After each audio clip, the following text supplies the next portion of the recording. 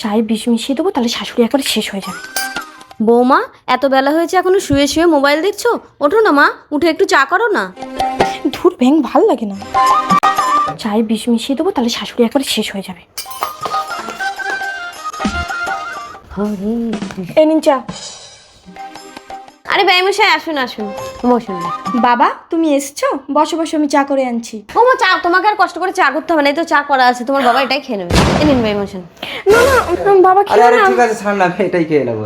হ্যাঁ, আপনি নাকি আমার মেয়ের প্রতি ভীষণ অত্যাচার করছেন। আমি আমার মেয়েকে আর আপনার সংসার করাবো না, আমি নিয়ে চলে যাবো। বাবা খেও না, এই চাটাই আমি শাশুড়িকে দেবো বলে বিষ মিশিয়েছি। বেয়ামশাই থাক। বেরো ঘর থেকে, তুই থাকলে তোর শাশুড়িকে তুই মেরে ফেলবি, তোকে আমার ঘরে উঠাই দেবো না। তুই কোথায় যাচ্ছ? ওঠো বৌমা, ওঠো। না না, এই শয়তানিকে আর আপনার ঘরে জায়গা দেবেন না। থাক না বেয়ামশাই, ছোট মানুষ ভুল করে ফেলেছে। দেখেছিস দেখেছিস, দেবীর সমান শাশুড়িকে তুই মারতে যাচ্ছিলি। আমাকে ক্ষমা করে দাও। দেখেছেন, শাশুড়ি মানে মা।